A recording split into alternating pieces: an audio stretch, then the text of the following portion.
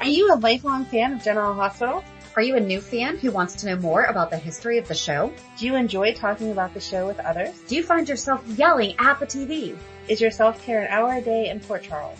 If so, we invite you to join hosts Amanda Kimmel and Shannon Coach at the place where all the hidden conversations take place and secrets are revealed. Meet us at Pier 54, a General Hospital fan podcast. Hi. Welcome to the Port Charles 411, all about Thanksgiving. You're so excited. I am. I love Thanksgiving. I love the idea of Thanksgiving, but it's so much running around. I don't love Thanksgiving for all of that. It's so much food, though. Do you like turkey? Oh my gosh. Yes. No. See, I make the turkey and I take like a little sliver just to make sure I didn't kill anybody, but I am not all about turkey. Mashed potatoes. All about all of it. And the stuffing and the cranberry sauce. Okay. That's about it. So have you ever seen Friends? I have seen Friends, but I don't know what you're going to tell me because I wasn't addicted to the show like you are. Monica makes Ross this sandwich, and it's like a Thanksgiving leftover sandwich. Yes. It's so good. We talked about this before. I don't know if it was on here or not, but there's like a recipe for it and you... Well, I made it before I found the recipe online though. Because all you do is you soak a piece of bread in gravy. I know that we have this conversation. That's the moist maker. And then you layer it with like the mashed potatoes and then the turkey and then the moist maker and then the stuffing and then you spread the cranberry sauce on the top like mayonnaise and however much you want. Yeah. Oh my gosh. It's so good. Put it on toast. I really like it on 9 grain. Okay. But the Quartermains don't do that. And no one in Port Charles says that. They don't. Maybe you should let them know. I should. The Quartermains, as we'll get into, I think everyone knows by now, have pizza, and the reason is because they always make such a big mess because of all their fights and whatever. They should be able to make those sandwiches because you just pull a little from here and a little from there. Exactly. So but you should need the let turkey, them know. and that's always the problem is the turkey goes awry. It doesn't always get ruined. Sometimes they throw it. So if they quit throwing it, they could cut it for some sandwiches. True. So we only went back to 1980. We have a new source called Curlyqgrl's GH. And she has like an entire General Hospital website that you can read. First of all, she makes DVDs. That's so awesome. We need to call her and be like, can we have all of them? And she gives descriptions of all the episodes. Yes. And all the major things. Like not only did she hit on Thanksgiving, she did Christmas and New Year's and the nurse's ball and the masquerade, whatever. And wish we had found her for other things. Yes. Yes. I can't even tell you how I found this, but I am like gold mine. Yes. Whenever you emailed it to me, I was like, thank you for doing all of my work for me. So that's awesome. And I also used on Facebook, there is a page called the new SoapNet, soap operas for the fans, by the fans, streaming and on DVD. Oh, okay. So they posted a bunch of General Hospital videos of Thanksgiving. And the first one that they posted was 1978. So I know that I was getting started in 1980, but we're talking about this. Okay. Because I got to watch it. And it was Steve and Audrey's first Thanksgiving together. Aww. I know. That's cute. That's super cute. I didn't go back and watch all of those. I know you gave me that resource. I'm sorry. That's okay. I did not go back and watch all of it. That's okay. It was hard to find stuff for Thanksgiving. It was. I really thought there was going to be too much information and there's not enough. A lot of ones, even this Curlyqgrl that we used, thank you so much for all the information, but it went into a lot of the storyline. Right. And I just wanted, they did Thanksgiving here. This is like the point of it and then move on to the next year. So I'm not hitting on every year because if there was nothing Thanksgiving related, I'm not getting into it. I agree. And I mean, obviously there's going to be a little bit of some things, right? But like Leslie Weber was having dreams about her talking to Rick and about the affair with Monica, you know, like that was mentioned because it was also carried through the entire episode. Yeah. Laura and Scotty were talking about going to the big football game in Port Charles. Aww. So the Port Charles University football game used to be a big deal because it is repeated year after year after year. At the hospital, I think it was Steve was talking to Jeff about Stephen Lars had died. Oh my gosh. Right? But Heather had sold him to Diane and Robert. I could be wrong on the guy's name. I think it's Diana and someone else. And I guess she was kind of like babysitting or something for them. And she's like, I'm going to go check on PJ. Well, PJ's Stephen Lars. Right. But then this guy is blackmailing Jeff about information about Stephen Lars. And he was meeting him across the street at the Floating Rib in 1978. Oh, that's crazy. And he looks over and Bobby is there with, I think, Dr. Hardy and Jesse. Okay. And she just like throws back her head laughing and everything. And this guy gets like these flashbacks to, okay, the appropriate term to use now is sex worker. However, Bobby was identified as a prostitute on the show. Yeah. So I understand we have changed. We have bettered that term, right? But this is what was said in the show. And so he recognized her as being a prostitute. Oh, and he like sent over this little note and she's like, we've never met, blah, blah. And then he's like, I know you from your cousin Lorraine. And the look on her face is like, crap, you do know me, you know? Oh, I'll have to go back and watch that now. Yes. And then Tracy, Jane Elliott, and I mean, we know she's aged, but she looked like a little porcelain doll. Aw. And she calls Mitch and she's trying to get together with him and he's like not asking her to come along. He's telling her what he's doing. Oh. And then she hangs up because she finds out that he's going to the game. And she tells Bobby, I'm going to go to the football game. She has no idea. She goes, if I hurry, I can make it in time for kickoff. Is that what it's called? You know, stuff like that. That would be how I And she would winds be. up wearing a fur coat. Oh, wow. And Bobby's like, you are overdressed. But so it was really just nice. And then the Webbers had Thanksgiving at their house and they had a maid named Alice. Oh, that's weird. Yes. I mean, we talk about them reusing names all the Right. time, but that's weird. Right. So then we pick up in 1980 because I did not go looking for 1979. Okay.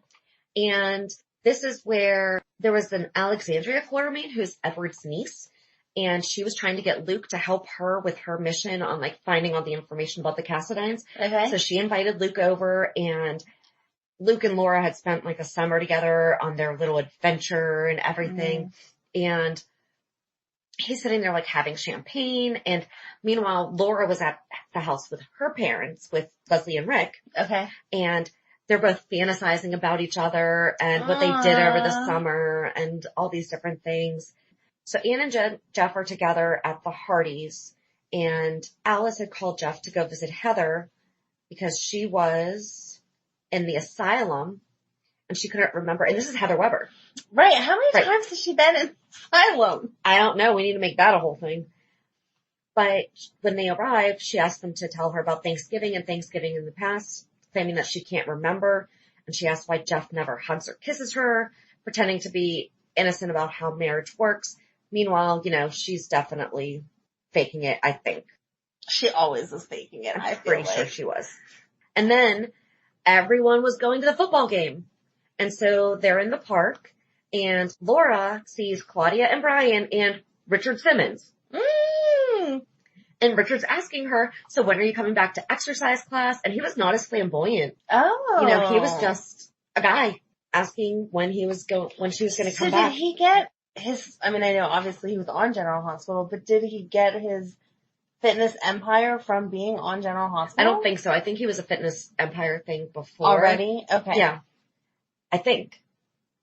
So then Luke and Bobby go over to Ruby's and they start setting the table and and they're in Beecher's Corner. So Ruby lived in Beecher's Corner. Weird. Right. That we didn't know that.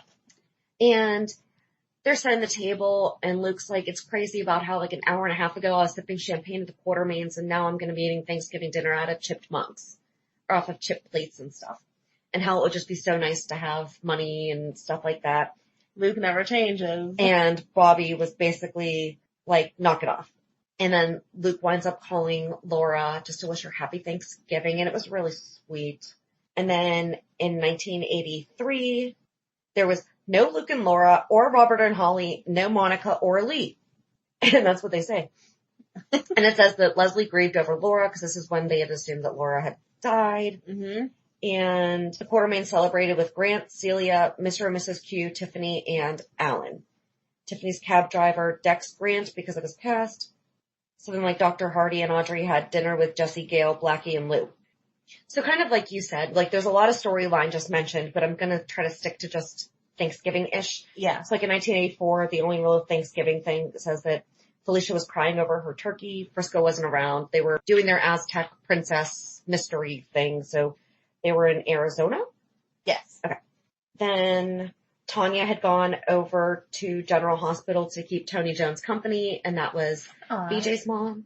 And they danced together, and he sweeps her into his arms for a big kiss, and they make out in a hospital bed. 1985, Thanksgiving preparations throughout Fort Charles. Steve, Ruby, Lee, Dan, Brian, and Claudia at Kelly's.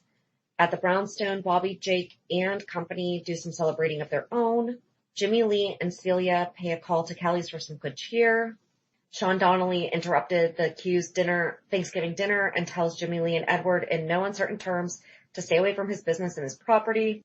Robert places a call to Holly to wish her a happy Thanksgiving. And this is the Hardy's annual, it says the Hardy's annual Thanksgiving celebration. But what does that mean? I mean, everybody has an annual Thanksgiving celebration pretty much. Right. I'm assuming it means that friends and family were invited, not just if you didn't make your own turkey, you knew you could go over there for food. Oh, let's just pretend that that's what that is. And then in 1986, it's Thanksgiving Day. Jake, Bobby, Terry, Tiffany, Ted, Buzz, Sandy, Ruby, Patrick, Tanya, Tony, and Dan. Ooh, that's a lot of T's. Spent it at the Brownstone. At the Hardys, the Quartermains and Jesse celebrate the holiday. And that's really the only Thanksgiving-ish information. So, sorry, kind of anticlimactic. All right, so I picked up on 87.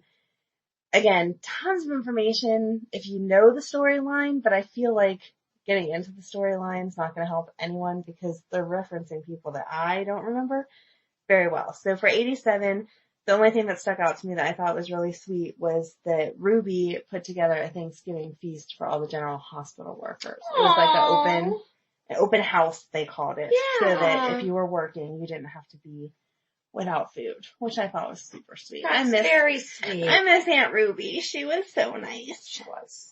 Then it goes to 89, and there wasn't anything Thanksgiving-ish. So okay. If you want, and apparently nothing in 88 either. Right. It didn't even address 88 and 89. It gets into, it says Dawn joins the Q's for Thanksgiving.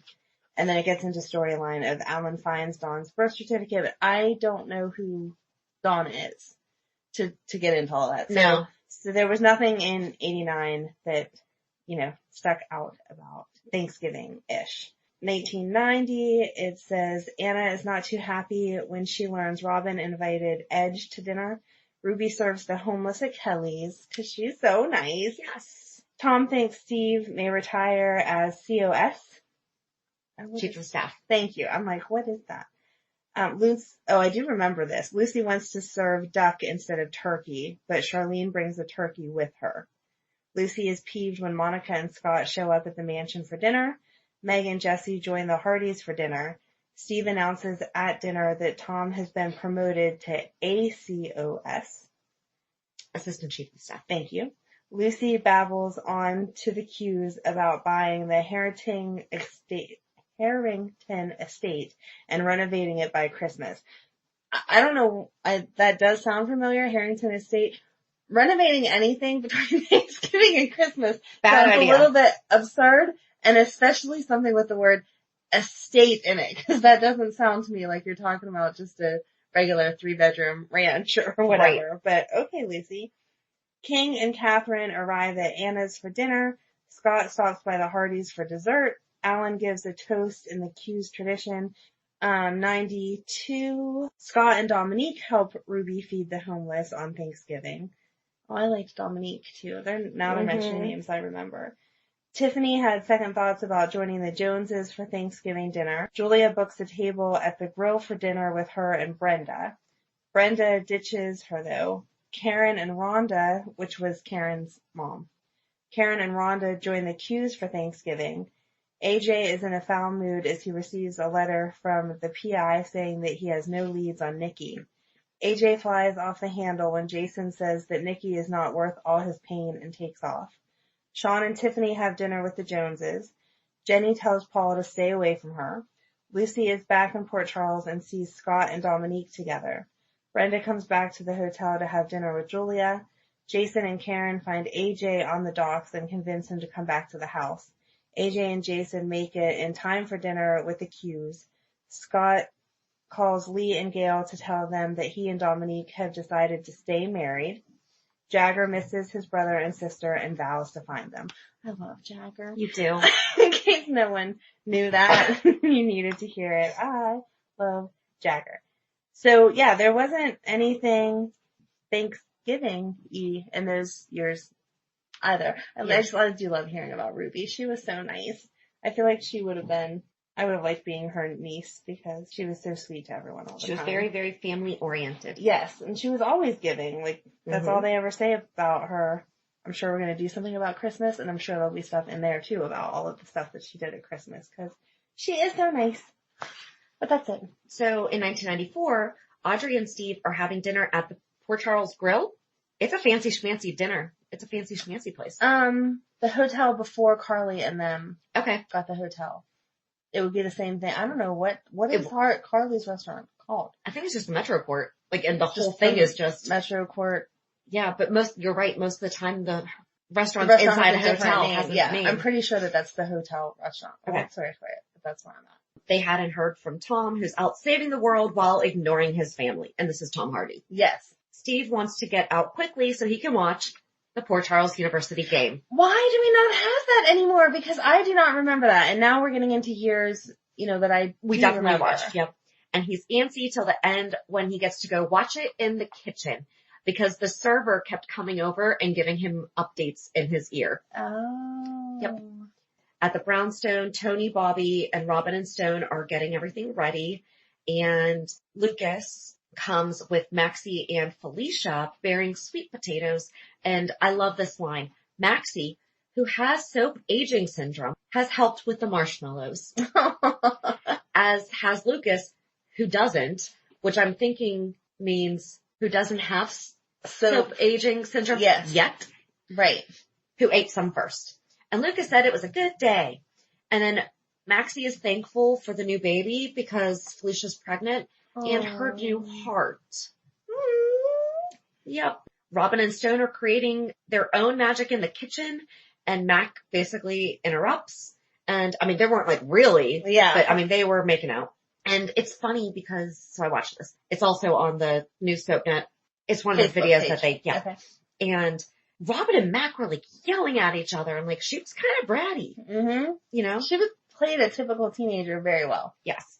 And the show actually opened with Lucy talking to a sunflower saying how disappointed she was for Thanksgiving. And the doorbell rings and she's hoping that it was Kevin. And remember how you just mentioned that she wanted duck? Yeah. So there's a delivery man holding with a Long Island revenge duck and he won't take it back. And to her horror, it's alive. Oh my God. So she was that sent from Monica? Does it say who sent it? Doesn't even say no. I would think it had to be from Monica because she loved to. But I think that she might have ordered the duck, but incorrectly ordered a live duck. Oh, okay. So Lucy went to the PC grill to have it dispatched. Carl is no help and won't take it to the chef to be killed as they are busy and don't have the time. Lucy threatens her with ELQ stock but gets no satisfaction. The Quartermains are settled down to watch the game and it is like a typical family. All the guys are sitting on the couch. There's AJ, Jason Quartermain, Alan, Edward, Lila's in her chair, and Monica walks in front of the TV and they're all like, Monica, get down! Oh. It happens at home. Yeah. And Lila announced no TV and Edward said it's not TV, it's football. Lila wants to have a conversation about their blessings and to have a moment of reflection to, think about the past year. And Edward had just been in court for a murder he did not commit. And so he was thankful for that, for being acquitted of a murder that he did not commit. And Monica had breast cancer and losing a breast took 8 pounds off. And despite the possibilities, the chemo took off another 10. And she's always wanted to be a size 0. AJ gets right into the spirit of things by being thankful that he hasn't had a drink in months because he wouldn't want to be in an alcoholic haze and miss all the dulcet tones of his family fun. Alan comments about self-pity. And so, they just go back and forth bickering. And then who shows up but Lucy with the duck. I'm going to send you a live duck for Thanksgiving. No. So then the Quartermains wind up passing the duck around and this, that, and the other thing. Then Lucy winds up leaving with the duck and she apologizes not having a baby seat for the duck and she has it like in this carrier. She rattles on explaining the Lucy version of karma. And wouldn't it be funny if the duck was a former enemy of hers that she could eat? And then she realizes it could be the reincarnation of Victor Jerome. Wow. Right. And then she realizes that she's beginning to bond with this duck. Oh my God. But then she goes over to the brownstone and Kevin's there. She walked in on the Mac Robin fight, and this is when Mac still had a slight accent. It was really bad.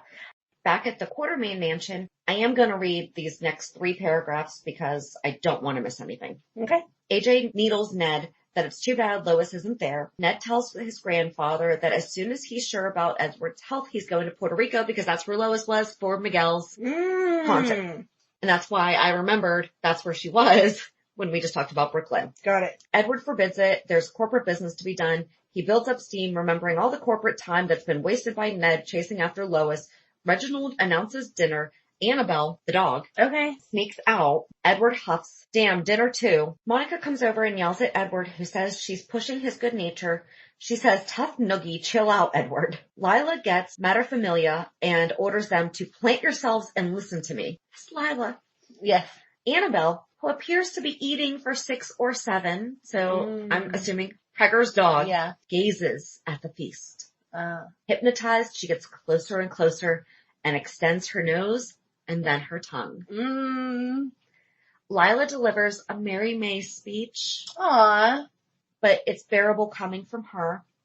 We are the most fortunate people on the face of the earth, she starts, and tells them to take a moment to remember how much they depend on each other and how much, despite some pardonable lapses, they love each other.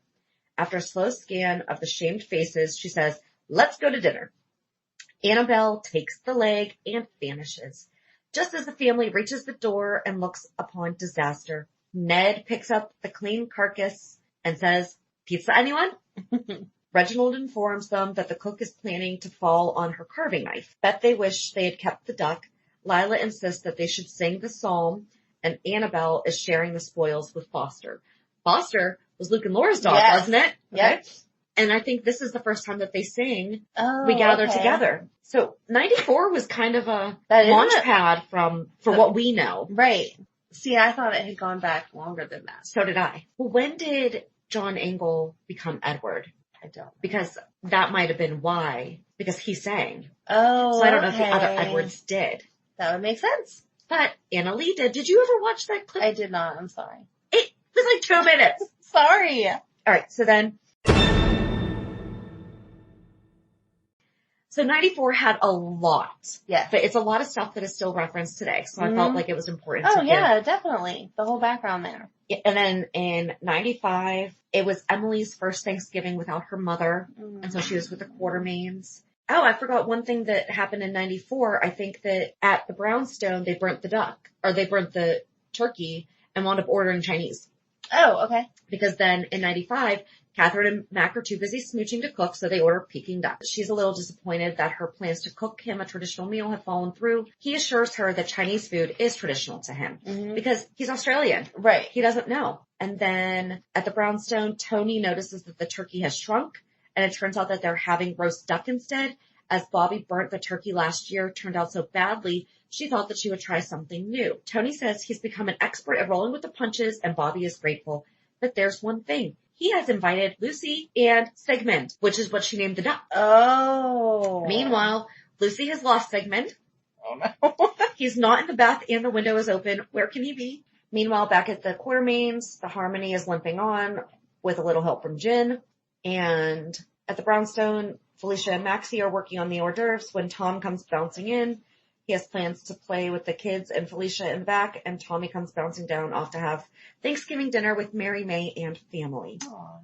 And they're going to the Hardys to help Steve cheer on Port Charles University football game. I wonder if it stopped when Steve Hardy died. Oh, maybe. That would make sense. That would totally make sense. And then there's just a lot of storyline in 96. Brenda and Jax are celebrating their first holiday season as a married couple. Yep. She asks if Australians celebrate Thanksgiving. Jack says that his family never did, but they did when they moved to Alaska. And then we didn't eat dainty little birds. Lady Jane usually bagged a moose. Wow. Lady Jane was awesome. Brenda doesn't want to hear about that. She gets up close and personal. She tells him she's going to show him what Thanksgiving is all about. Wow, I've never heard Thanksgiving used as an opening line like that before. And she says that he shouldn't make fun of her culinary expertise. Then just a bunch of drama with Sunny, Miranda, Jax, and Brenda. Kevin is watching football and sharing popcorn with Sigmund. Oh my god. So obviously we found Sigmund. Yes. She comes in with veggies and is amazed that he's watching football, and he belches. Kevin. Right. They think it's actually Ryan. Oh. But I'm not going to get into all of that. Right, but that's interesting. But that explains the belching. Yeah. And then it says something about how there's a light tapping at the door and Lucy worries, did Kevin invite anyone? It's Sigmund, who apparently forgot his keys. I'm just going to read the duck stuff. Ruby attempts to kick Sunny out of Kelly's, which is closed for their annual Feed the Poor time. He brought a message from Robin, who is dishing up food at a homeless shelter. He also brought a check and tells Ruby to go get some rest. He and his henchmen will continue to serve meals for the day. Aww. Right. Edward is relaxing, and Alan, Monica, and Emily come in with some wood for the fireplace. So they stand in front of the fireplace hugging, and Edward says, you keep this up all through dinner, and you will make Lila very happy. Emily hopes that they won't have pizza again. So then this was also the year that Jason drove his motorcycle into the room. And Lila hopes that he'll stay for dinner. And he says, oh, grandmother, I can't. I've only got enough time to rip off a few candlesticks and meet up with my buds at the tattoo parlor. What? At this, Emily lights up. Oh, Alan, can I go, please? I've been dying to get Quartermain rolls tattooed on my thigh. Alan beams, of course you can, my precious girl. Edward says, have you all gone stark staring mad? He tells Emily she is not setting one foot out of the house with that hoodlum. Emily sweet talks him, Edward, I would rethink that position. You see, Justice and Sunny have taught me to use surveillance equipment, and I've taped all your private conversations. If I don't get my way, I'll turn them over to Dara Jensen. Ooh. Yep. And Monica says, I'm so proud of you. Ned comes in saying Happy Thanksgiving. The family comes in. Ned asks Emily because I guess Alan and Monica got back together. Because Damian Smith was around this time. And turns out that the turkey was still half frozen. So they got in 97. Brenda goes to the door. Jax is there with dessert. He comments that she's all dressed and the house isn't full of smoke. She's had a little trouble defrosting the already stuffed but still frozen turkey in the microwave. Delicious. Which is all his fault, of course. She'd made the black cranberry sauce because she wasn't sure what jellied meant. Brenda keeps looking out the window, expecting the catered meal to arrive. This is logistically considering how often Jax has pulled her chestnut out of the fire lately, but he actually believed her this time, and there's no parachute. Brenda says, we'll just go out, but Jack doesn't have the enormous resources that Quartermains. Who knows how to get takeout meal on Thanksgiving? They have marshmallows, and Brenda has a great idea to make s'mores with the frozen graham cracker crust and chocolate torte that he brought. Yummy. That does sound really good. She must be a Girl Scout, very resourceful. I would not say that.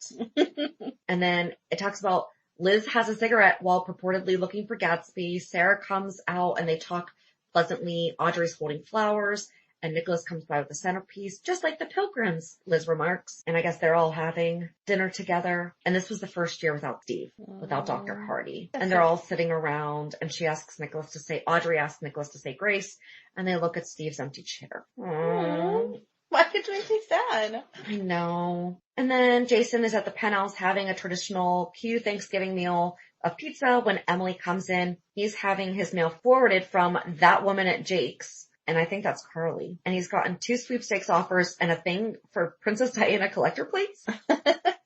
Emily gets right to the point. As long as you're eating pizza, why don't you have Thanksgiving with us? Monica is asking Alan what's wrong with Mario's.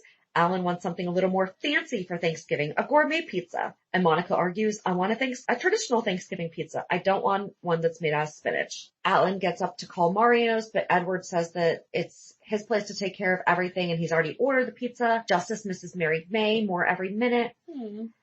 And you mean we're giving up on our turkey dinner without a fight? Edward, indeed we are not. He has plans to pile into the limo after dinner and take pizza down to the homeless. Aww. Yep. And then the bell rings. Okay. Reginald comes in with 3 pilgrims with pizza. Raoul barks.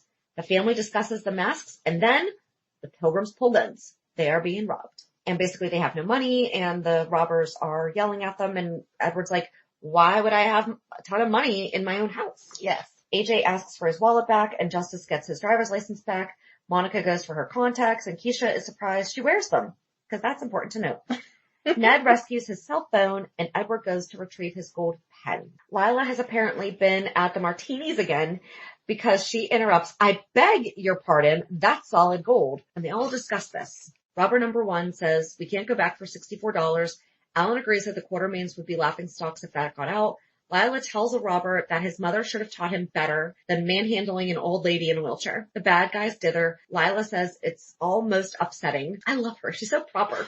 Your mother would be ashamed of you. Alan suggests that they take the ugly vase, and the Quartermains try to get rid of other stuff. Edward wrote a note for Annabelle to take Foster. Jason shows Emily the cooked turkey he plans to use for sandwiches, so he made a turkey. Okay. He just chose to have pizza. But then Emily comes, I guess she goes back to the Quartermains, and she's surprised that they're getting robbed by pilgrims. They'll be in big trouble when her brother Jason hears about this. She mentions Sonny's name. The Quartermains are interested to hear that Jason lives in the penthouse now, but the robbers are more concerned about the dreaded name Jason Morgan. Jason comes in with Pete and the turkey. The robbers rush out, leaving everything and knocking the turkey to the ground. So they almost had it. They leave a note from Tracy, who has planned this robbery. Raoul comes in with pizza all over his face, so they order Chinese and sing their song. November 1998, no Thanksgiving episode aired. The show re-aired Luke and Laura's Wedding. Oh, wow. Yep. And in 99, Edward felt he had thwarted the annual Thanksgiving bust by buying 2 new ovens. Then they wound up eating pizza again, and Carly's looking on from the door as they're singing their song. Luke was at the club drinking when the phone rang. It was Lulu calling to wish him happy Thanksgiving. He continued drinking, noticed the light blinking on his answering machine, and listened to a fake message from Felicia. And then he remembered his adventures with Felicia, because this is when they wound up kissing and stuff in Mexico. I know, I did not like them. Did not like that Did not like storyline. them at all. Laura arrived at the club with Lulu to tell Luke happy Thanksgiving in person. Laura called Mrs. Lansbury to tell her that she'd be late. Oh, okay. She remembered the bad times with Luke from the time he found out about her affair with Stefan at the trial until present. Wasn't that the lady at Windermere? That was like the maid, the housemaid at Windermere. Okay. So that's when she was with Stefan. Yeah. So then Chloe, Ned, Jax, and Alexis wound up having dinner together. Jax preferred mousse, and Ned was hooked on pizza by being a Quartermain. Chloe told them tough, as she had already ordered dinner and was going to pick it up. Everyone but Jax left to go get it, and Jax remembered his times with Chloe from the day they met to the present. The song Head Over Heels is played. Later, the 4 had dinner together, and Jax offered up a touching toast. Carly played with Michael in his room and told him they had a lot to be thankful for, but the money and stuff wasn't the most important thing. The most important thing was that they had someone who loved them, and they'd soon be going to stay with him soon. She remembered her life with Jason from the day they met until present. And that was 1999. All right, 2000. Carly suffered the after effects of her attack and was too bruised and sore to even get out of bed. She wanted to go to Bobby's for Thanksgiving dinner, but Sonny thought it would be a good idea to stay home with Michael. He cooked a meal for the 3 of them, and the new family ate their first Thanksgiving meal in the bedroom. Bobby and Roy prepared a Thanksgiving feast for their extended families and friends. Tony shared pleasant memories of past holidays with Bobby and thanked her for being such a forgiving person. So that would have been After Carly. Yeah. Gia cooked dinner for Nicholas and herself and was surprised when he told her that he had invited Liz, Lucky, Emily, and Juan. Lucky teased Nicholas about his potential attraction to Gia, while a sad Juan fretted when Emily didn't show up. Poor Juan. They settled in for a nice meal, but Gia decided at the last minute to go to the brownstone for dinner with her mother and your favorite, Taggart. On the way to the cottage, Emily stopped by the prison to see Xander and lightened his mood by telling him stories about her family. Rather than continue on to Nicholas's, she went back home and celebrated with the Qs. Edward was determined that this would be the first real Thanksgiving the Quartermains had in years. He gave Cook the day off and hired the chef from the PC Grill. Monica and Alan were prepared for disaster since Cook never let anyone in the kitchen. Their fears were realized when Cook came home early, kicking the chef out and refusing to cook. Everyone was relieved when AJ came home with several pizzas and they sang their traditional holiday song. Aww. little Michael first Thanksgiving with Yeah. them. That is what, I can't believe that was that long ago. Not his first Thanksgiving. No, but I know what you mean. But their first Thanksgiving together. 2001, it goes into some of the storyline of Sunny and Jax and the back and forth and whatever. So again, sticking just with Thanksgiving. Sunny shares a Thanksgiving dinner with Mike, and Mike begins to confess past sins until Sunny overrides him with his own admissions, which I don't remember exactly what that was, but it made me want to go back and watch. What good stories were we giving out? Luke makes it to Bobby's home for the holidays, but Bobby and Scott get detained for speeding. Laura asks Luke to fill in as host opposite of her, and Luke finally agrees. Later, everyone is happy as they sit down to Thanksgiving dinner. Serena approaches Laura and asks her if it's true. Laura asks her what it is, and Serena says that Lulu told her. After Laura tells her that it's okay to say whatever she has to say, Lulu announces that Laura is going to marry Scott, which Laura had not yet decided, and Luke's happy face goes into a shocked one. Aww.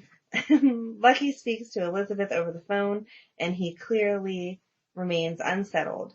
Nicholas also appears troubled after Stefan speaks badly of Stavros, and Nicholas slips away, leaving Gio with the Cassadines to visit Helena in prison. At the same time, Alan hopes for a real Thanksgiving dinner, which does not consist of pizza, at the Quartermain mansion. He sends the cook away and hires a chef to make a real holiday feast. The Quartermains almost have a normal Thanksgiving dinner until a food fight occurs between Monica and Skye, which ruins dinner, especially the turkey, which goes flying into the mantle. The Quartermains are stuck with pizza once again. I wonder why this pizza place has not developed a turkey Thanksgiving pizza yet. Do you know how good that would be? That if you had like just shredded turkey and maybe mashed potatoes as the quote unquote sauce, and then put the turkey and cheese on top. Pizza place down here does that. Are you kidding me? No. That's awesome. Franco's? No, Lelulo, or Okay. however you say it. Yeah. Yeah, it has corn And like cranberry sauce. I don't know if I don't know what else it has. I'll have to look it up because I Mhm. remember seeing it and being like, what? I That's could crazy. totally make a thing. It's just like that Thanksgiving sandwich, but you make it with pizza. You just love Friends. I do. That's all that has to do with anything. No, but I was really just thinking about, wow, we could actually make a Thanksgiving pizza and it would probably be really good. That was 2001. 2002 was all about like the storyline, not anything else. And then it jumps to 2009. So apparently there was nothing going For on. 7 years, there was no Thanksgiving? In between there. Wow. Nothing. I mean, I feel like they would have addressed it since they talked about everything else. Yeah. Didn't get there. So 2009, they had a ton of information, which I appreciate the research, but basically this was the first year that they were trying to set Alexis and Mac up. Do you remember that? Yeah. It was so weird and That awkward. was. You say it's like, oh, it was fun, but No. it was weird. So that was my, yeah, I forgot about that. yeah, and that was the first year that they did it. So I'll just hit on like the high points of it. It started with Diane arrives at the Davis residence with gourmet yams. As Diane hands the covered dish to Alexis, she gives her instructions on how to heat the treat. Alexis admits that she hadn't realized that Diane would be joining them, and Molly enters just in time to announce that Alexis and Molly have made other plans for Thanksgiving. Alexis scolded Molly for being rude and then explained to Diane that they had intended to go to the country club for dinner. Before Diane could respond, the phone rang. Alexis left the room to answer the phone. Molly took the opportunity to hand Diane a $1 bill. She wanted to put Diane on retainer. Diane explained that her fees were considerably higher than $1. However, she was curious why Molly wanted her services. Molly warned Diane not to breathe a word of what she was about to reveal.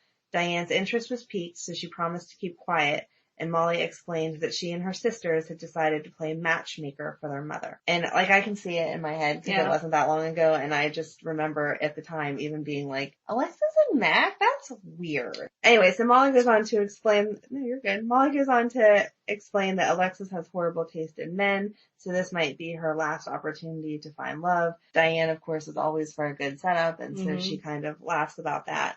Then it goes on to Diane getting a message from Milo that she needs to come and check out Max.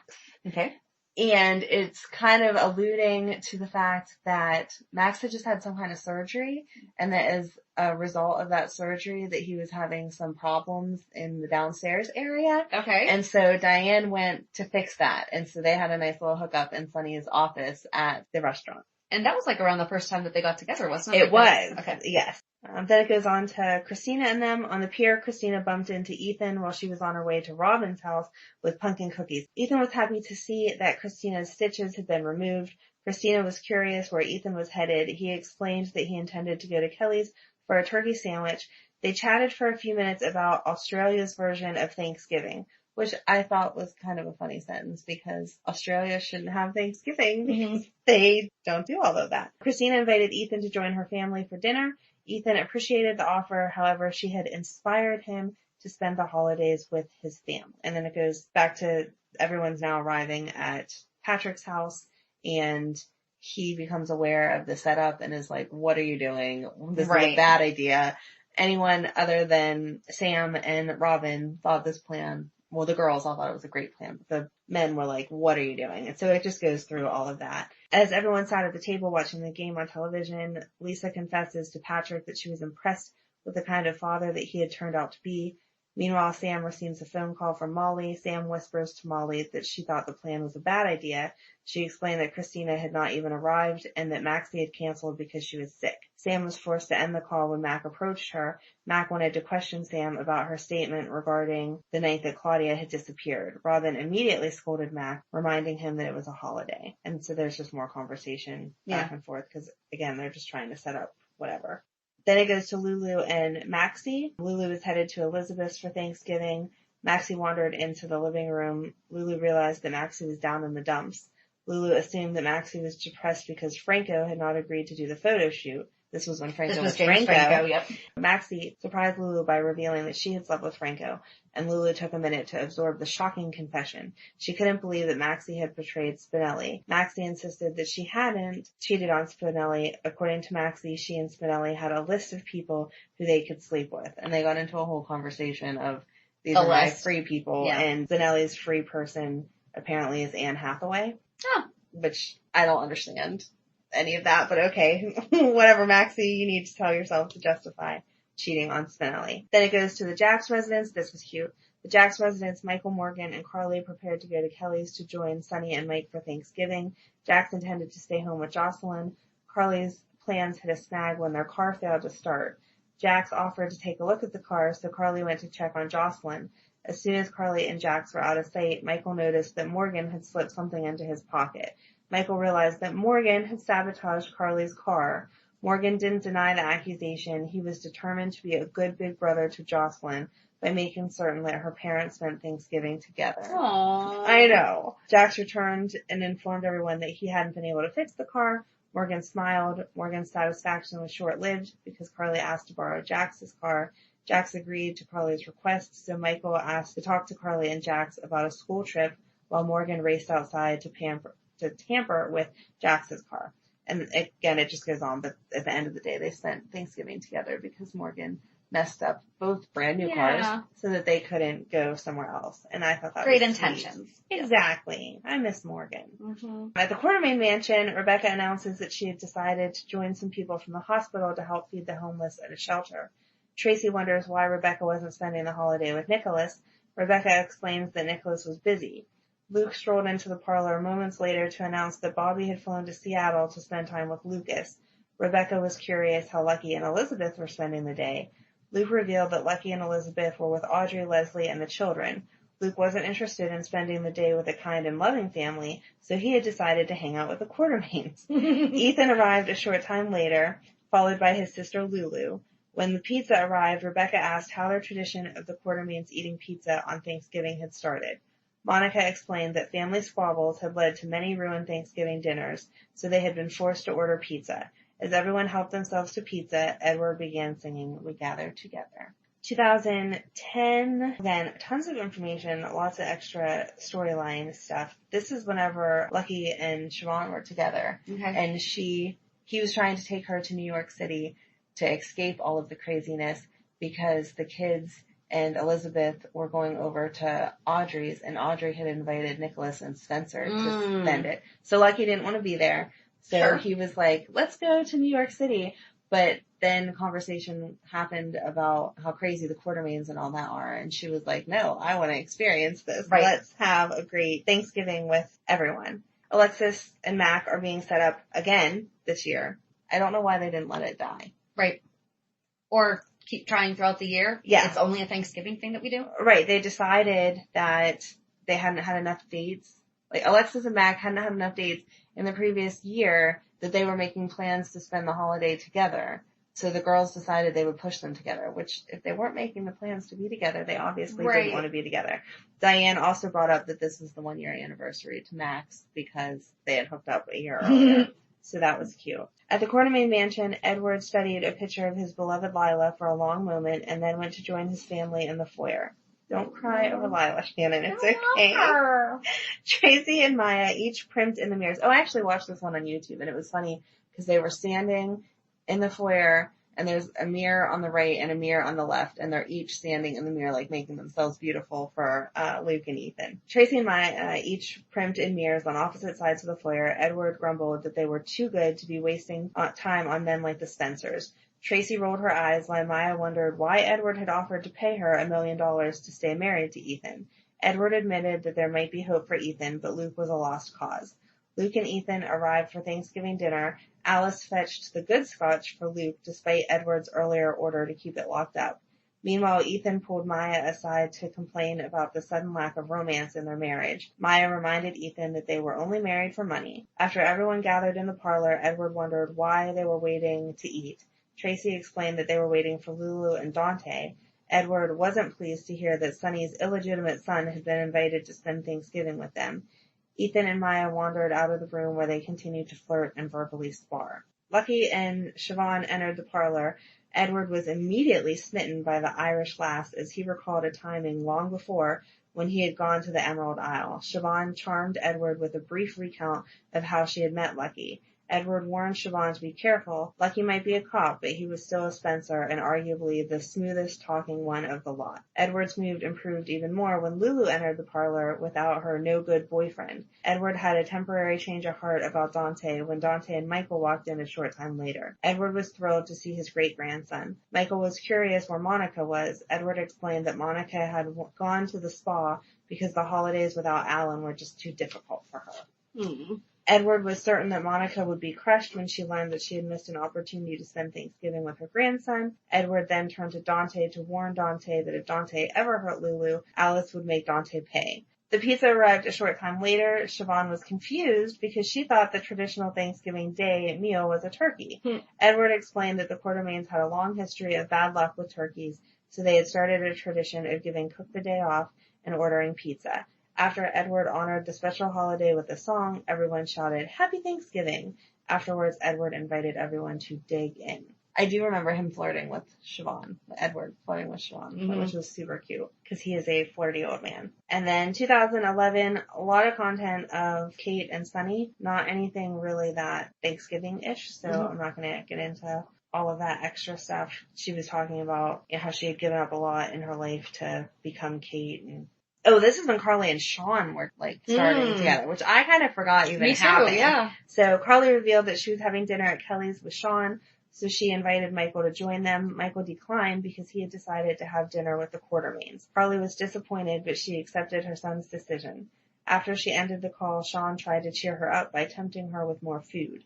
Later, Carly conceded that Sean's meal had been the best Thanksgiving dinner she had ever had. Sean made Thanksgiving dinner and she ordered in, and so originally she was like, no, this is just as good, and he was like, yeah, no, it's absolutely not. So that was like what she's talking about as far as his being the best meal ever. And then he had a pecan pie and she wanted the recipe for it, and he was like, if I give this to you, do you promise that you're not going to take it to your restaurant and start making it and sell it? And she was like, no, I wouldn't do that, blah blah blah. So that was their moment of, flirting and getting together and whatever. And so Carly decided that it was time to get her daughter home to bed, but Sean wanted Carly to stay. Carly agreed, but only if Sean worked his magic on the jukebox. Sean accepted the challenge, selecting a romantic song, and then pulled Carly close for a slow dance. Sam and Jason talking about if they're going to go to the Quartermaines and what are they going to take and blah, blah, blah. So finally we get to the Quartermaine mansion, and it says, at the Quartermaine mansion, Alice put the finishing touches on the holiday decorations. Monica warned Alice that it was too much for a pizza dinner, but Edward announced that he had ordered Cook to prepare a traditional Thanksgiving dinner to celebrate Jason joining them. Monica worried that Jason would feel overwhelmed. In the foyer, Tracy grumbled when Michael walked through the front door without knocking. Michael explained that he had been invited and that he was family. Edward beamed with joy when Michael entered the parlor because Edward anticipated a happy family reunion with Jason and Sam. Edward couldn't remember the last time that so many generations had been gathered for a Thanksgiving meal. Alice decided to check on Cook. In the foyer, Alice asked Tracy if Luke was expected for dinner, and Tracy snapped at Alice, which let Alice know that Tracy hadn't heard from Luke. Monica entered the foyer to announce that dinner was ready. Jason admitted that he didn't think he should stay, so Monica implored Jason to reconsider. Edward was delighted that they finally had a real Thanksgiving dinner, so he invited everyone to sing a traditional Thanksgiving song. Jason noticed that Sam appeared uncomfortable. Seconds later, everyone was shocked when Jason suddenly upended the table, scattering food everywhere, and then stormed out. Sam looked around apologetically and then followed her husband. And that was the whole Franco storyline. They just got back from Hawaii, and they talk about it if you watch the episode of she didn't know what had happened, and she was upset because she had taken the shower, and they couldn't find the body, and blah, blah, blah. So him flipping over the table was frustration at that, and then... Well, and Tracy was being a jerk to him before that, Tracy, too, so well, it was... I don't know that I think that Tracy could really get to him that much, but she... I think on top of all the Yes. other things that were Exactly, happening. because she was being very nasty to Sam. So, Yeah. But that was that. So that brings us to 2012, and I mean, Edward was so excited about having that family Thanksgiving on 2011. That was actually the last one with Edward, because in 2012 he had passed away. Well, thanks for making me sad. Well, I'm sorry, that's what happened. I bet Jason feels bad he flipped that table now. I think that they had reconciled before. I think they did too, Yeah. but... Heather Weber had come back out of hiding because she had tricked Edward into marrying her at that one point, you know, and Sean was running Kelly's. Sonny stopped by Michael's apartment to check on Michael after hearing about Edward's passing, and Sonny offered Michael his condolences, admitted that he had always respected Edward, even though Edward and Sonny hadn't been friendly. Sonny let Michael know that he was there if Michael needed someone to talk to, and he said, "Who better than your father?" And this was right after AJ came back. So, you know, Michael was kind of distance from, right. And then it just goes into like, you know, Sonny and Michael talking about basically AJ being back, Sonny worrying about did he mess up being a father, this, that, and the other thing. And then at the Quartermain mansion, Monica placed a condolence card on the mantle next to a picture of Edward. AJ noticed that they were quickly running out of room for the cards.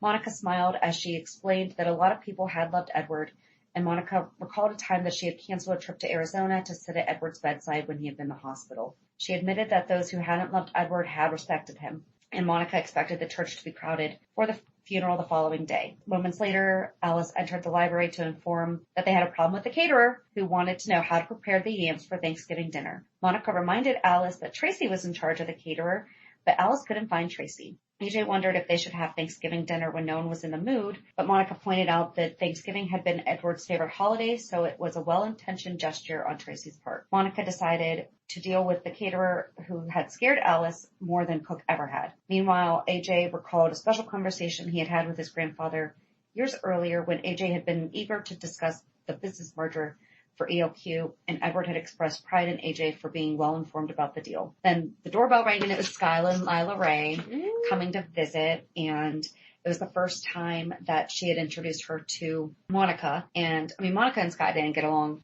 too well, but Monica was really excited to meet Lila Ray, and she confessed that Lila Ray had made her day, and Monica realized that she and Sky hadn't always seen eye to eye, but Monica was certain that Alan and Edward would be happy that Sky and Lila Ray were there. And then, I don't know if you remember, so they keep showing Tracy at the crypt or the mausoleum, you know, speaking to Edward, Lila, and AJ, or Alan. And then Sky winds up coming to the crypt and is like, I just wanted to show Lila Ray who was her namesake and everything. And I mean, there was a lot of bickering back and forth. And that's a traditional Quartermain holiday. Right.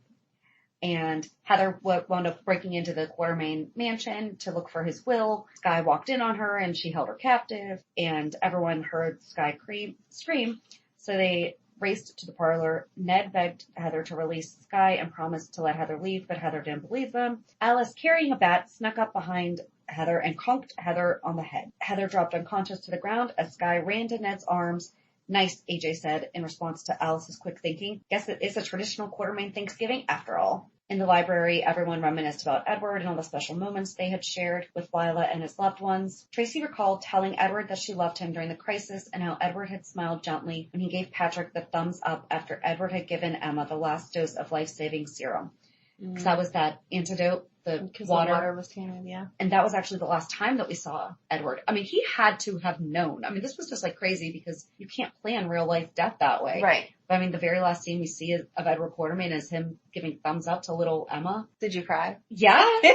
Because he knew he was older and that he was going to die and that this little kid shouldn't. He just didn't know on the show he was going to too. Right. In the library, everyone raised their glass, as Ned said, to Edward Quartermain. There will never be another like him.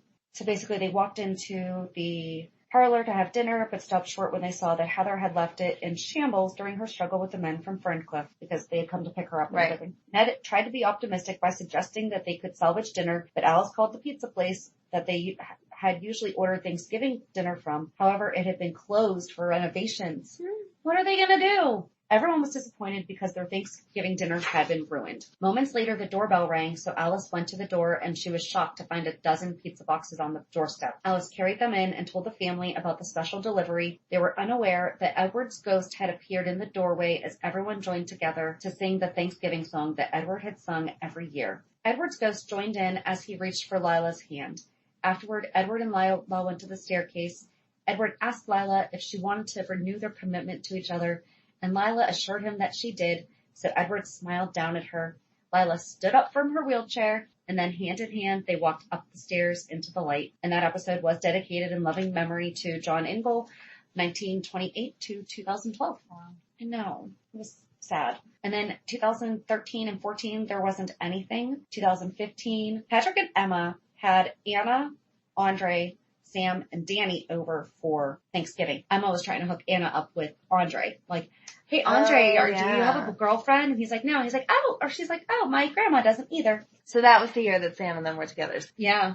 At the Metro Court, Ava smiled at Avery, but admitted that she was disappointed Julian hadn't invited them to spend the holiday at his house. At Julian and Alexis's residence, Alexis greeted Christina with a warm hug as Molly stood nearby. Christina explained that she had dinner at the hospital with Morgan and Sunny, but Alexis assured Christina not to worry because Alexis understood. That's what families do. Molly made snide remarks about Julie and Alexis's relationship. Then Olivia wound up showing up carrying in food in baby Leo's carrier. So Alexis had Julian and then Olivia and Leo and then Molly and Christina there. Mm-hmm. And then Ava showed up and was like, hi, I'm going to be you're part my of brother this too. Mm-hmm. Yeah. Olivia made it clear that she was not in the mood to deal with Ava on Thanksgiving and slammed the door in her face. Ava rang the doorbell again and waited for her brother. Julian invited Ava and his niece in as Olivia strenuously objected. And Christina wanted to get to know Avery a little bit better. Julian joined Marley and Christina in the living room. They watched Leo and played with Avery. And he thanked Christina for brokering a truce between Olivia, Alexis, and Ava. But Christina wished her father could spend time with Avery. So then Alexis was overwhelmed with the number of desserts when Ava added 2 more pie boxes to the pile. Alexis insisted there was plenty of food, but Olivia argued that there hadn't been homemade cannolis. Alexis is not Italian. Exactly. Nearby, Molly asked Christina about school and spending more time at home. Christina didn't want to spoil her vacation about school. This is when she dropped out, right? Okay. As the ladies finished getting the meal together, Olivia mentioned Dante and Lulu. Alexis revealed Lulu had asked Alexis to drop papers for legal separation. What? Right. Good client-patient or client confidentiality. Yeah. Just tell your client's mother-in-law. Right. A short time later, Ava uncovered a receipt for a caterer, and Olivia feigned shock that Alexis had not cooked the meal and then joined Ava as they good-naturedly accused Alexis of being a fraud. Give me a break. She invited you into her house. You eat, get what you get. It sounds like they were doing it in jest, like they were just teasing her, but that's still rude. I don't care. Right. Later, Alexis and Julian's loved ones gathered around the table. Olivia asked everyone to join hands in prayer, and they all seemed startled, but Olivia insisted they were family despite all the arguing. Ava thanked everyone for agreeing to let her stay, and as she reached for Alexis's hand, while Molly placed her hand in Julian's, satisfied, Olivia closed her eyes and said a Thanksgiving prayer. At the Quartermains, Monica glanced at a picture of Edward and Lila, and she admitted that she was so sad to spend another Thanksgiving without her beloved in-laws and husband, Alan. Tracy echoed Monica's sentiment, and Monica suggested that they focus on the good things like Jason being back. Paul and Dylan were there, and Paul and Dylan were going to make that fried turkey. Oh, yeah. They were going to deep fry the turkey, and then the fuse blew, so Monica wound up getting the pizza delivered. Michael and Sabrina came to have Thanksgiving with them, and this is when Sabrina was pregnant, and Jason congratulated both Michael and Sabrina when Michael told him about the pregnancy, and as they chatted, Michael asked if Jason might remember his past since learning who he was, and he had no idea. And then Jake was also back then too. And so this is when we were talking about Elizabeth, that Sam overheard the boys talking about a secret about their dad and all that fun stuff. Right. So then, I mean, there was just like a lot of back and forth, you know, it was a lot of storyline. Eventually they get the pizza and Sam watched Jason and Elizabeth closely. Monica pulled Jason aside to ask if he recalled that they had pizza on previous Thanksgivings, but Jason shook his head. He explained that he had suggested pizza. Oh, because when the deep fryer, the fuse broke, Jason suggested, hey, why don't we just get pizza? And Jason said that it just seemed like the easiest and quickest thing to order for everyone. Right. Monica was trying to make it like a memory. Right. At the Metro Court, Laura greeted Lulu and Rocco, but admitted she had hoped Lulu would cancel because Lulu and Dante had decided to work things out. Laura was surprised when Lulu told her mother about the separation papers. However, as they talked, Lulu became nostalgic and she admitted that she loved spending Thanksgiving with Dante. Lulu recalled one Thanksgiving when Dante had accompanied Lulu to the Quartermains and Edward had warned Dante not to revert to the type by getting someone shot or cheating on Lulu. Mm-hmm. Later on, you see Dante at the loft and he has the game, like the football game on and everything, and Valerie came and had brought him a plate because she and her mom used to just bring Thanksgiving dinner to all the guys on, and she realized that he wasn't there, so she brought it to him at his house. Wasn't that nice of her? They bonded a little bit over the watching of football and while not making out, and that's how. And then 2016 was the year that Morgan died, just a month earlier. And so Carly had come into the living room and saw Nell, Joss, and Michael, you know, setting out snacks, and Jax was opening up wine. And she couldn't figure out what was going on until Joss said Happy Thanksgiving. And then Carly felt horrible because she wasn't there for her family. Yeah. And Nell had actually gone to the store and gotten everything for dinner. Jax had prepared apple stuffing, which made Carly cry because it was Morgan's favorite. And then they just go back and forth talking about Morgan and how Jason had discovered that it wasn't Sunny's fault that the car blew up. Carly said that she was thankful for all of them. And then Olivia, for some reason, went over to Carly's and she was expecting Carly to be at Sunny. So I don't understand why she went there. Maybe they were at Jax's house. I don't know. No, because she said that they were in her living room. Yeah. But so she was expecting Carly to be with Sunny, and he wasn't. At one point, Carly glanced at Jax, but she saw Sunny smiling at her instead, and she was startled by the vision, but she quickly pulled herself together and told Jax, Jocelyn, and Michael that she was grateful for each one of them. And she suddenly realized that Nell was gone. So Michael explained that Nell had left to check on a friend. At Dante and Lulu's house, Dante and Nathan sat on a sofa watching a game, while Rocco ran around. Both Lulu and Maxie set out snacks. And that's fun, like a nice little Friendsgiving and everything. Moments later, the doorbell rang. Dante opened the door and welcomed Kevin. Nearby, Maxie wondered why Laura hadn't arrived with Kevin. Lulu had no idea until she called her mother, and Laura explained she had some important errand to run. And Lulu was disappointed, but Laura promised she wouldn't be too long. Meanwhile, Dante had called to check in on Sunny, and Sunny was basically just drinking. Yeah. You know. They do a lot of running around on Thanksgiving. I don't do too many errands on Thanksgiving. No. Well, and then Laura went and stopped by to see Sunny for a visit and just to see how he was doing. That was nice. I didn't see that. And they talked about Spencer. After Laura left, Sunny picked up a bottle of alcohol and sat on the floor, and he looked at the family portrait as he drank and thought about Carly. Eventually, he picked up his phone and called Carly, but it went to voicemail, and he left her a message explaining that he'd called to check in on her and that he was home alone, but he wished her a very happy Thanksgiving and added that their children were lucky to have her as a mother. And right as he ended the call, Nell was at the door. Back at Dante and Lulu's house, Maxie greeted Laura and implored her to stop Dante and Lulu from breaking up. Concerned, Laura and this was a year after they decided on the separation papers. This is like the longest. They did take forever with that, remember? Exactly a year. Laura turned to her daughter for an explanation, but Dante and Lulu assured everyone that they were not breaking up. Dante announced that he and Lulu had decided to get married that very night. Everyone was stunned when Kevin added that he had been ordained online and would be officiating the wedding. Moments later, Olivia arrived and asked Dante to fetch his baby brother from the car. So she left the baby in the car. In the car. Okay. She noticed how you can't just text and say, hey, can you come meet me down at the car? Right. Or call. Yeah. Okay. Apparently not. Nope. And bringing the food up is more important than bringing the baby up. At the Quartermain mansion, Dylan entered the living room demanding to know what was going on because everyone was missing something and everyone was told basically as a ransom, meet here at 7:00. But it was Tracy and she was basically kind of blackmailing them all to get to dinner. Yeah. And Dylan reminded his mother that every year they had tried to have a normal Thanksgiving dinner, but it always ended in disaster. And Tracy refused to back down. Basically, so they actually did have a turkey that they were cooking. And Ned noticed that the turkey smelled different than he had expected. And Monica became alarmed when Tracy suggested that it might have something to do with Cook's special brine.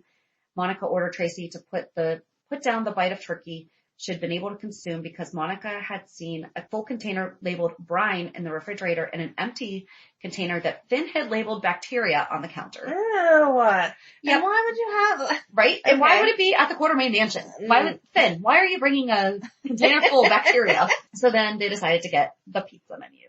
Oh, and then Alexis was at Jean's Roadhouse drinking, and Julian saw her there. Mm-hmm. And long story short, she winds up leaving, and Julian, because I think that she was too drunk to drive. Yep. And Julian realized that she had gone out and started up the car and everything, and he wound up getting hit by Alexis. Mm-hmm. She loves hitting people with her car. Does. And then 2017 was when just a lot of storyline too. Maxie announced that she was pregnant. Jason went to the Quartermain house and Monica entered the room with her suitcase and she informed him that I guess she was going out of town and he was happy to see her and could tell that something was wrong. And Monica advised Jason that his relationships were real, but he wondered how long it would be until his family also felt that he was a stranger. And this is when patient 6 arrived and Sam was shocked to open her door to find patient 6 who asked to be let in and talk to her about something important. He informed her that Diane was working on proving that he was Jason, but he would tell her to stop if that's what Sam wanted. And then Jason arrived at Alexis's wondering where Sam was, and then Sam came with the kids, and dinner was ready.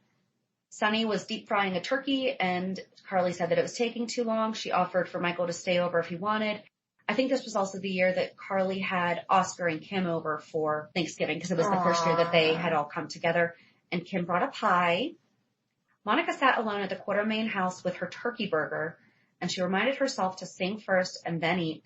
Just then, Ned and Michael led everyone from Dante and Lulu's and everyone from Alexis's in song into the Quartermain living room, each carrying a pizza. Yum. Yep. And then 2018, this is when Ava and Kevin, quote Kevin, Ryan kissed. And Laura saw it and she ran out and blah, blah, blah. Ava said that she thought Kiki would be better off if she wasn't in town or if Kiki wasn't. I think that's when Ryan got the idea to kill her. I was going to say when Kevin got the idea to kill her, but you know what I meant. Yep. Oscar informed Joss that she was the first person he'd want to tell when he'd found out about his new diagnosis. However, he wanted her to forget about him, move on, and be happy so she wouldn't have to suffer through his illness with him, and Joss promised to do whatever it took to get him back. That's going to be only a year. Wow. It's been a long year for her. It has. Monica proudly told her guests that she'd ordered a dozen gourmet pizza for Thanksgiving because why tempt fate? Kim commended Monica's decision to donate food to the local soup kitchen, and Monica replied that she wanted to focus on family rather than making a big meal. The doorbell rang, and Ned was unhappy to answer the door to Julian, who was carrying a box of food to donate. Kim greeted Julian, and Ned scolded Kim for being presumptuous enough to invite Julian. However, Olivia admitted that she'd invited Julian, and Julian followed Kim into the living room where Leo was excited to see his father. And then Drew was there, and Oscar, and obviously Kim. Mm-hmm. Yeah, that was a good family one. Yeah. Bobby entered Sunny's, informed her that Carly was at the hotel dealing with the situation. She asked about Jocelyn, and Michael answered that he had gotten a cryptic message from Jocelyn saying that she would be home as soon as she could. Stella entered while Mike was happy to see her because they invited her over for Thanksgiving. Hoped that she would be somewhere more important. Lucas and Brad entered with Wiley, and Brad sharply asked why Michael was there. You know, why was Michael at his own parents' house? Right. Mm-hmm. And why he wasn't at the Quartermains. And Michael replied that he was going there later, but he asked to hold Wiley, and Brad ran off to get a drink. But Michael's his godfather, so you would be encouraging that relationship. Yep. And then this was Jordan and Curtis's wedding, too, because Kiki and Griffin were getting ready for the wedding and talking about Ava, and Kiki wanted to turn her into the cops, and she thought that it would be better off if Ava was behind bars, blah, blah, blah. They get it on, and then Kiki told him to go ahead, and they were going to the wedding, and that she would meet him there. Yeah. And obviously did not. Right. Yeah, because Ryan killed her in her apartment, but then took her to the Haunted Star. Yeah. Something happened where, for whatever reason, the Quartermain food donation hadn't been picked up yet. Olivia remembered seeing somewhere to pick up the food. Then Monica realized the food had been picked up had been their pizzas. Really? Yeah. Monica explained that they had ordered more pizzas since they'd accidentally donated their gourmet pizzas to the soup kitchen. Michael figured that the Quartermain tradition of Thanksgiving not going as planned would just continue, and Monica announced that it was time for dinner. But first we sing and then we eat, and the Quartermains join together in song, except for Julian and Kim. And then the doorbell rang. Should be the other pizza. Probably. And then it just gets into Curtis and Jordan's wedding. Oh. So, but yeah, so that was all of the Thanksgivings from like 1978 that we could get information on. So I know this episode was very, very long. Wonder what this year's Thanksgiving festivities or chaos is going to be. I really don't care about any of it except with Quartermains. I know. It It was very difficult to read some of this just because also the writing wasn't very... It was too much information. It was nice to be thorough, but it was too much because, again, if you needed all that information, just watch the whole episode. Right. But which we probably should have done, but we didn't. No, we didn't. Because, again, I would have just focused on the Quartermains. So I did on the Stone Cold and the Jackal supporters group. I asked what people's favorite Thanksgiving moments were, and it's Joseph Rockefeller's not fault, but he got my brain going with that one just to post it in this group because he had posted something about the Thanksgiving. I was like, hey, we're doing a poll right now on our Instagram.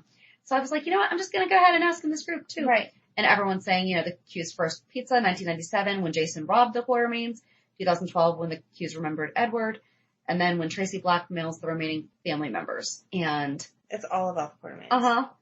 A lot of people remembered the one that they were held hostage. And of course, when Annabelle took the turkey. Yes. One woman, Michelle Corliss, my mom, a couple years before she died, brought pizza to Christmas at my house 2 years in a row out of love for the show. Aww. She started me watching over 40 years ago, and I think of her every time the Q's have pizza. I miss her.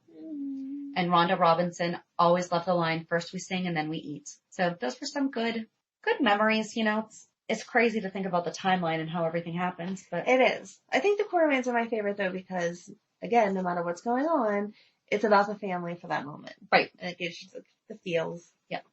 So apologize for how choppy, I guess this was, but hopefully you get a good feel for if Thanksgiving passes. Everything, it would have taken us 6 hours and nobody wanted to hear all of that, but we didn't want to miss anything Thanksgiving-y. And sometimes that's a new word, Thanksgiving-y. That works for me. Well, hope that everyone has a very, very happy Thanksgiving. Yes, happy Thanksgiving. Hope you don't have to eat pizza, or if you want to eat pizza, that it's enjoyable. I think pizza sounds delicious because I do not like turkey. Somebody said sushi the other day. That would be good too. I don't like sushi. No, I like sushi. I would be okay with some Chinese food, sushi, whatever. Interesting. So, I don't know. But anyway, have a good Thanksgiving and have a good weekend. And we'll meet you at the pier. Bye. Bye. If you enjoyed today's show, we invite you to go to peer54podcast.com to subscribe on your favorite platforms. Don't forget to leave us a review. And you can also follow us on many social media channels. Just search for Peer 54 Podcast. Also, we are not perfect, so if there is something that we missed or messed up, just let us know by emailing us at peer54podcast@gmail.com.